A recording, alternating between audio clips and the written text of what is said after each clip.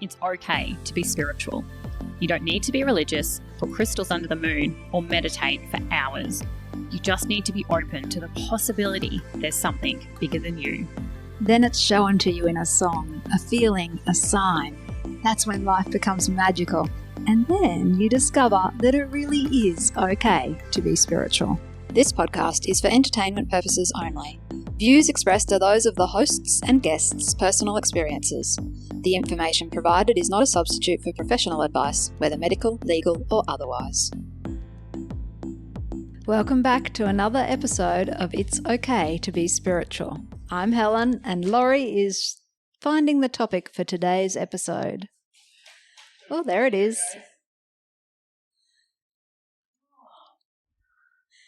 Do you think you know your soul purpose for this lifetime? Oh my God, we talked about this over lunch and decided it was too hard to answer.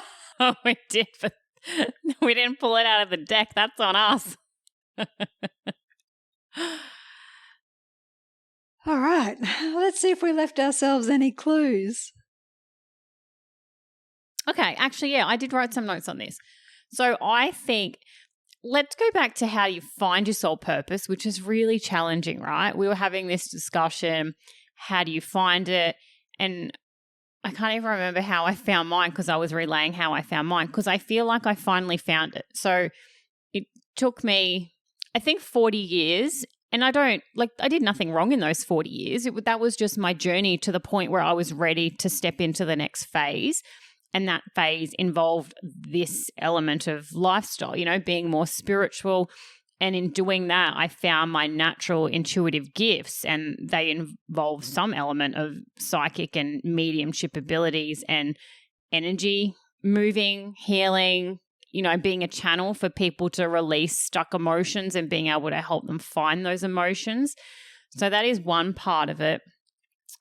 But my actual, what I've been told also, you can also circumnavigate this. Ask a psychic or a medium what you're here to do. True. Let's not make it hard. Yeah, that's right. This isn't easy. Just go see Lori. Well, maybe not. Look, I can help you look at what you're doing and where you're going, but I had someone say to me, you're here to help people wake up. You're here to support people at the start of their journey because your journey has been so rapid and so energetic, and you've got so much that was compacted into such a short time that you can help other people navigate that through your experience in the intensity that it was. And that has led me to find my soul purpose by stepping into the energy work and the card reading and those other abilities. But it's all coming back to being able to help empower other people. And this podcast, I would call it, is part of my soul purpose. And I think, too, we're both meant to speak. Yes. So I've always been told I'm a teacher. Some people would just take one look at me and go, oh, you're a teacher. And then they'd walk off and I'm like, great, what am I meant to teach? What more? Yeah. And so it's interesting you're saying it was all compacted in for you, whereas we've talked about this when we've talked about Dark Night of the Soul, and my journey was long and arduous. Mm-hmm. But in that process, I developed a really deep understanding. I think I said to you over lunch, I got the PhD I always wanted. It just wasn't an academic one. Yeah. And so that gives me a really great ability to explain really deep spiritual concepts with great simplicity. Agree. Isn't that amazing? And isn't it funny how you find it through your life experience? So if you pull up my report cards from primary school... Oh, this would be interesting. They would say, talks too much in class, does not stop talking. My mother will say, you did not shut up as a child. And my youngest is very much like me. And I've been told she will be a singer at some point, or that will be a part of her journey. She will use her voice to sing. And I was only laughing about this the other day that, joke's on them, because I am going to talk now. And I've found that ability was there, but you just don't realize at the time where it could take you. So my family calling me Little Miss Bossy Boots was, prophetic. Yeah, well, yeah. Teaching people how to do it. You've got to have that level of confidence to be a teacher, right? But that actually, I have been bossy in my life when I didn't know who I was and what my purpose was. So it's like you always are trying to reach for your purpose, but when you don't have your connection to source, it's going to come out in the wrong way. Yeah, I 100% agree with that. I definitely would get into a lot of conflicts in my early 20s, just, housemates at work. I think I was very mouthy, and I was obviously making up. Don't laugh. It's like the first time we've realized this. We know this. But, I just wanted to use my voice, but I didn't know how to use it. And I wasn't working in a job where I was able to use my voice because I was a graduate, right, in my field. That's where I was meant to sit. But I was almost overcompensating for not being able to speak and not being able to use it. But then I applied it into running social events at uni, which we've both spoken about. God. We were both social coordinators. We both love gathering people, We ran the parties. Yeah, we organised the parties. We organised the logistics. We gave people jobs. We've talked about the lifestyle changes we've undergone, but that skill has stuck with us, and now we just naturally connect people. Yes. Build networks wherever we go. And hopefully that there's more opportunities for us to work together to building more communities. So when you're trying to find your soul purpose, what have you done in your life? What do you always go back to, What comes naturally. Yeah. If you look at your bookshelf, I'm a reader, or we know that I'm a reader, but, if you look at your bookshelf, what topic is it just overwhelmingly all about? Yeah. Well, mine would be, what are you doing a lot of? My kids all started school, and I'm instantly wanting to do catch-ups for all the mums to have dinner together to get to know each other, or volunteering in the classroom where I can sit with kids and, where they're learning to do games, or, I'm interacting with people and just sharing that energetic space with a, bigger group and being part of facilitating that. I think too, though, with soul purpose, there comes a sort of an egoic part of this is putting pressure. Sorry, I'm not saying it the right way. What I'm trying to say is if you're putting pressure on yourself to know your soul purpose, then you're in an egoic state of mind. You're trying to reach for this ideal version of yourself that's not actually true to who you really are, because who you really are is free of ideals. It's beyond ideals. It's bigger than ideals. So when we are desperate to know our soul purpose, that's when we need to let it go. Yeah, that's a really good point, because people do get, or maybe you're on the cusp of a trigger. Maybe there's something happening in your life that's trying to push you and it's making you want to realize what your soul purpose is, but you just need to let it go because it's going to unfold. Yeah, as soon as you connect to your true self, the soul purpose just naturally begins to express itself because it can't not. It's your true self. Yeah. And it's amazing, right, when you find it.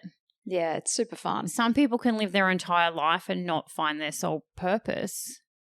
Maybe. I suppose you've got to have an interest in finding your soul purpose. Yeah. I mean, you can just chip along. There's plenty of people who are close to retirement in jobs that this is just the job I've always done and this is what I'm always doing. They didn't have that. Pays the bills. Yeah, they didn't. Puts food on the table. And you have commitments, and it's like I had to feed a family, or I had to pay off this, or I wanted to do this. And so you've just always done that, but maybe it didn't bring you as much joy as what your soul purpose would have. But that's also your choice in this lifetime and your soul contract.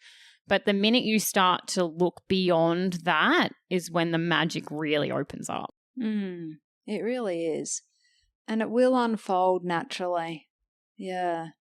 This is a bit like the karma topic. We concluded that one with let it go. Just expand love. Hopefully that's helpful. Yes. Is there anything else you want to add about soul purpose? No, I don't. But we did have more than one card jump out here. Let's take a look. So should we have a look at what's under this? All right. Are you into astrology, and why does it matter? Okay, so I'll just exit from this episode. This is all about Lori because I'm actually not that into astrology. I mean, I am, but I'm not. I don't know a lot about it. I know enough to keep myself out of trouble.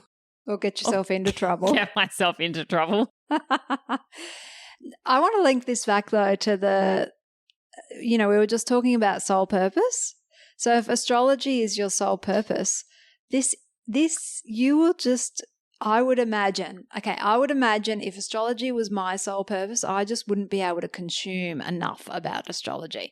I'd have books about it. Of course, I'd have books about it. I'd be watching interviews with astrologists. I would be learning the techniques and how to read the charts, and I would be reading other people's charts, and I would be trying to find out where they were born and what time and what their name was. And I would, it just comes naturally because you've got this sort of fever of interest in the topic. Yeah, I would absolutely agree with that. And so I like astrology just because it explains energies and what's going on and the different star signs, and if you're in a certain transit, you could be being triggered in like communication or to finding your purpose, or working with relationships, or when Venus does things, it's heightening all the relationship things. And the retrogrades obviously are retrospective, stopping, reviewing, having a look at what's going on. So you can get a general gist. And I will go to, there's a website called Astro Twins. It's online. I think they're for one of the magazines, but now it's online. And so you go there and they will give you a weekly, a monthly, and a yearly update. So you don't have to know anything. They've interpreted it all for you. And they go through, I don't do weekly because I find, if it's intense, I'll look at the weekly astrology. But I go through at the start of every month and just cheat sheet. I just put in my phone on the days they say, Gemini is going to be doing this on this day. And I sometimes send them to you. I'm like, yeah, you do. Today's not a good day for us. Like, lay low. It's not good. Do not leave the house today. But I also don't want to preempt a bad day. But, if stuff's going on, like last week when stuff was going on for me, I'm like, oh, what's going on? Like, oh, this makes so much sense now. So I will cheat sheet and I will look at the astrology on Astro Twins for the month, and then I will have a look at the dates they list, and I will just plug those into my phone. So when they pop up. And in relation to speaking about your soul purpose, your astrology chart is a bit of a heads up on what your soul purpose was too. Yeah. And I really the best person I liked who talked about this was Gina Lake in that book, Cycles of the Soul. And she talks about exactly that. Take a look at she doesn't talk about soul.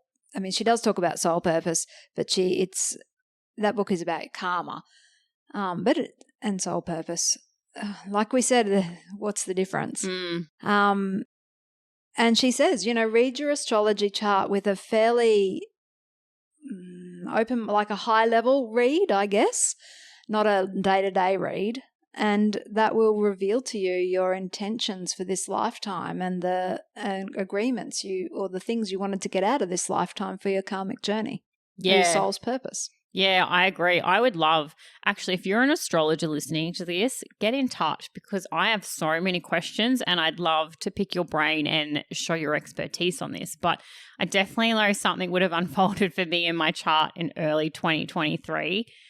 And next year, Gemini has a very successful career progression. Ooh. So there's lots of energy behind career and being seen in your career, which was what I was dealing with last week, that need to be seen. So this is exciting. It's exciting. So we now should be planting the seeds for that journey. So we've got the heads up on the astrology that the career pathway for Geminis is very lucky next year. So we now will be planting seeds because we have that heads up.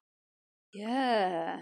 But we're doing that anyway because we are quite sensitive to the energies and we feel them. So when you're in alignment, it just happens naturally. But then when you get it backed up with the astrology, it feels good. You feel in alignment. Another astrology thing I'd like to share is the long talk that Pam, she's an astrologist. She gave about the coming years ahead and the coalescing of all the cycles. We'll put it in the links with this show episode. It was really fantastic, even though I can't quite remember her surname in this red hot second. Astrologers, I follow Sabrina Lynn from Rewilding for Women. I love her take on it. She's very practical with her advice. So she's got a massive following. Jump over if you want to see a great astrologer. She's very regular with her posts. And Evan Nathaniel Grimm is also another Instagram astrologer. They're basically the ones, there's a heap out there, but they're the two that I default to, and they always seem to be spot on. Mm. And it's so magical how this card jumped out with the soul purpose card. Yeah. These cards are, and I shuffled them so they're energetically flowing. I feel like this is everything is connected, right? Like the spirit is showing us the way. Now we're getting cards that'll lead into each other. It's just magical unfolding, really, right here on this couch. We promise. That's how you get in the flow with the universe. Yeah. So keep listening. Keep sharing the podcast. Tell someone about it. And go look up your astrology and get the heads up if you want. It doesn't matter. If you don't want it, don't take it. Take it or leave it. And there's no rules on this. But if you're drawn to it, it can be part of the journey. It's part of the fun. So till next time. Bye for now.